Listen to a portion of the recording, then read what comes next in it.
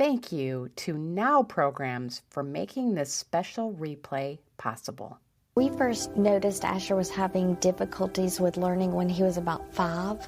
We ended up having him privately tested, and of course it came back that he was dyslexic. It was super overwhelming. Like there was just list and list of all these programs. So we started talking to people and felt like everybody was just saying something different.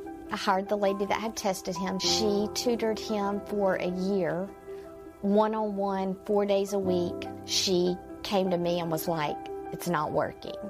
Thankfully, she had met Dr. Conway. She just highly suggested the Morris Center. From there, my husband and I got in touch with the Morris Center, and Dr. Conway spoke with us over the phone, and you could just really tell his expertise in dyslexia. Enroll your child or teenager at themorriscenter.com, or for virtual sessions, visit nowprograms.com. Welcome to the Homeschool Sanity Show, your weekly prescription for happier, healthier homeschool living. I'm your host, Dr. Melanie Wilson, Christian psychologist turned homeschooling mother of 6. Hey homeschoolers, we are well into 2017. Do you know that getting organized is the second most popular goal for the year? If you'd like to get organized this year, I've got you covered. I'll share 6 organizing challenges you should take on in just a bit. Speaking of tips, the teaching tip of the week is Airtable. I shared this free online database as one of my sanity savers last year. I use Airtable to plan my podcast and blog posts. I talked more about it on Periscope and realized that Airtable would also be an amazing tool for homeschool planning. You can add links, photos, and due dates easily. You can collaborate with your older children, and there is a mobile app. Best of all, Airtable is free. Find it at airtable.com.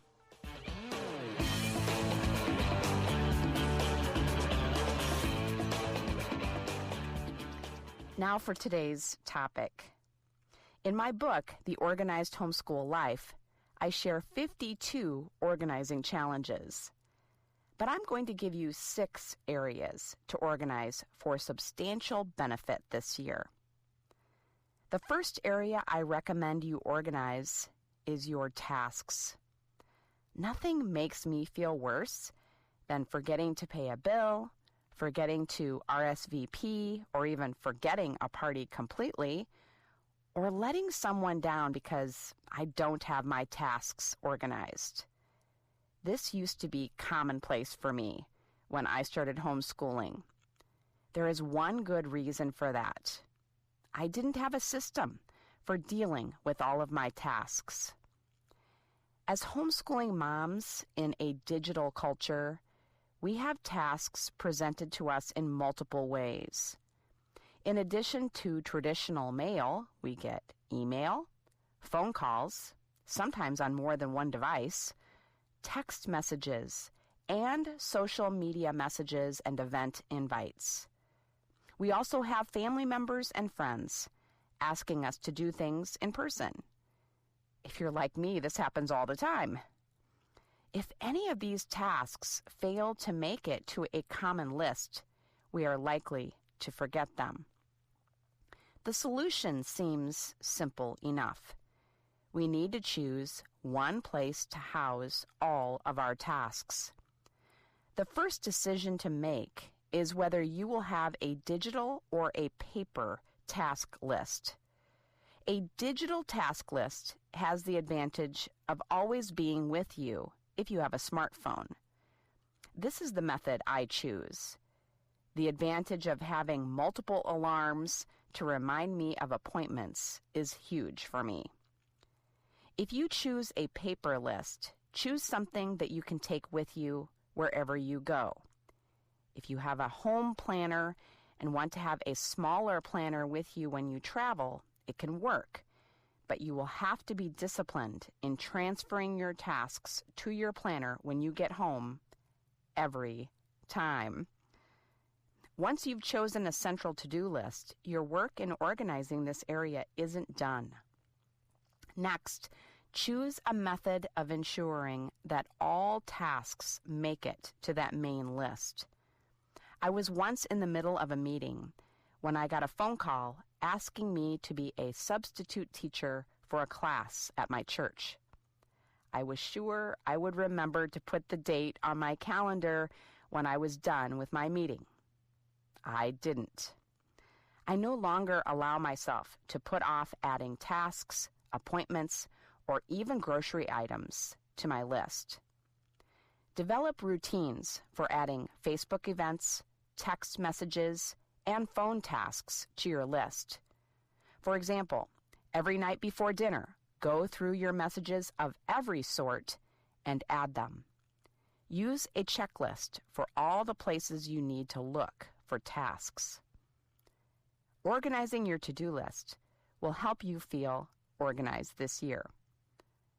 A second organizing challenge to take on this year is to have parent-teacher conferences.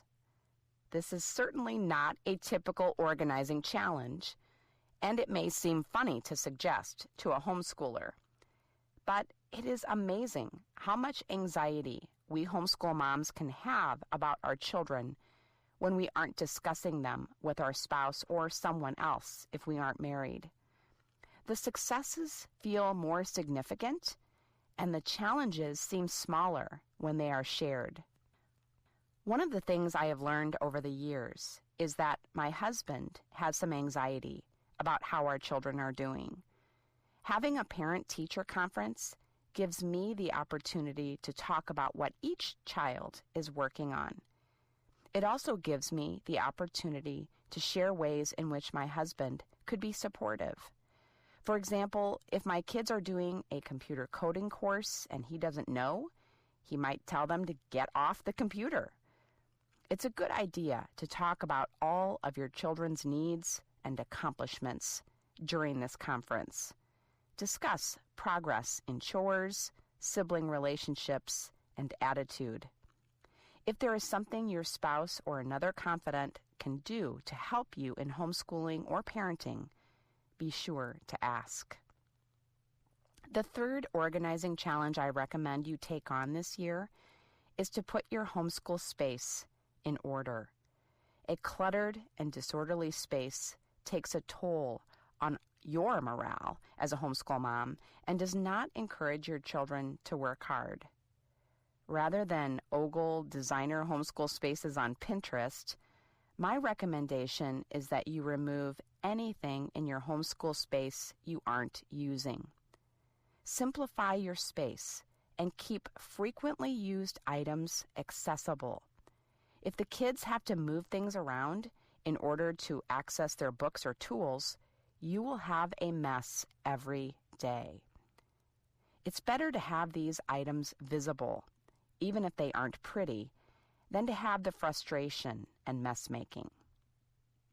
In order to make your homeschool space decluttering easier, don't make any final decisions about curriculum and material that you've purchased at this point.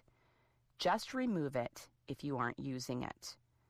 Put it in storage and leave the possibilities open. Ask your children to help you find the best place for the things you are going to be using. When you are done decluttering, then pretty up the space. Attractiveness is important, but only after you have simplified.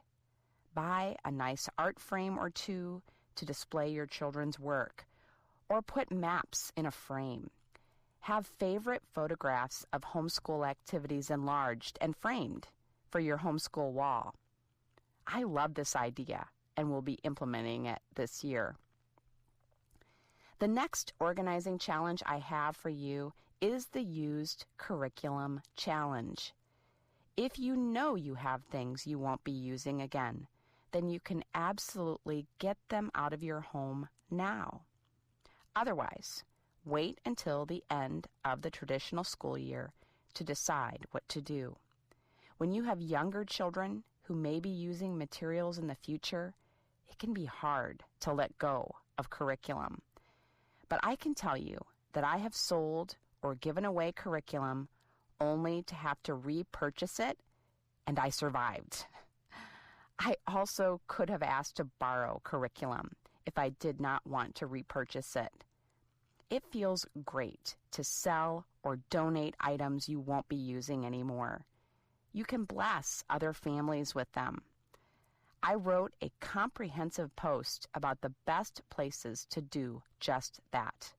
Find the link in the show notes at homeschoolsanity.com/organized challenge.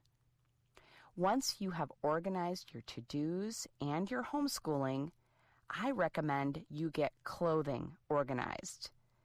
Make it simple for your children to choose what to wear. The easiest way to do that is to remove clothing that they cannot wear right now. I have spent countless hours organizing my children's hand-me-downs. I did save money doing this, but I honestly wonder now if it was worth it. I do know homeschooling moms with large families who don't hand clothes down. If you need to keep used clothing, I recommend that you start with the oldest children. Have them choose clothing that no longer fits. Then have the next oldest child of the same gender give it a try. Choose a number of clothing items that you think is appropriate for each child. If your child is in need of more clothing, add those items to your shopping list. You do have a shopping list now, right? I use the built-in list on my iPhone for this purpose. Having your children fold clothing in drawers using the KonMari method will help them to remove items without making a mess. You can find a link to an article explaining how to fold this way in the show notes. The final area I recommend you organize this year as a priority is your meals. Unfortunately, dinner has to be made at the end of the day. If we haven't planned ahead or put something in the crock pot, we're likely to be irritated by having to get dinner on the table when we're tired. Without a plan, we are likely to go out and spend more money or time having to run to the grocery store at rush hour. Failure to meal plan costs us money, time, and good health. Fortunately, there are easy ways to meal plan. The simplest way is to make a list of easy meals your family loves. Create a meal plan and grocery list from them. Start with a 1-week plan and keep creating more plans as you can. A more advanced way of planning your family meals is to use Plan to Eat. Sign up for a free trial using psychowith6.com/plan to eat. Once you have your family's recipes added, you can drag and drop them to a calendar. In this way, you can plan an entire month if you want to. Another advanced meal planning method is to do freezer cooking. You can not only plan your family's meals, but make them in advance. It's one less thing you have to worry about at the end of a long homeschool day. My favorite freezer meals go straight into the crock pot in the morning. Finally, you could opt to use a pre-made meal plan. The problem with that method is the potential of not liking all of the recipes. I have had very good luck using Tastefully Simple's 30-day meal plan, however. To learn more, go to psychowith6.com/tastefully simple. I also have a free meal planning ebook for you at psychowith6.com/free meal plan.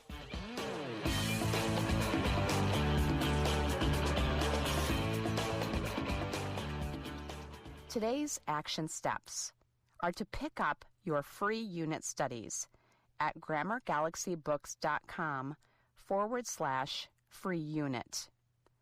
Give Airtable a try for your homeschool planning or any kind of planning. Choose a to-do list and a routine for adding tasks to it. Schedule a parent-teacher conference. A bonus would be to make it a date night. Declutter your homeschool space. Make items easy to take out and replace. Make plans for selling or donating used homeschool curriculum at the best time for you. Sort through children's clothes and teach your kids how to fold, KonMari style. Create a meal plan for this week. Get the groceries you need. Complete these steps, and I promise you'll be feeling organized for the new year. This episode of the Homeschool Sanity Show has been brought to you by the Organized Homeschool Life. Want even more challenges? Get your copy at organizedhs.com. Have a happy and organized homeschool week. Thank you for joining me for the Homeschool Sanity Show. This has been a production of the Ultimate Homeschool Radio Network.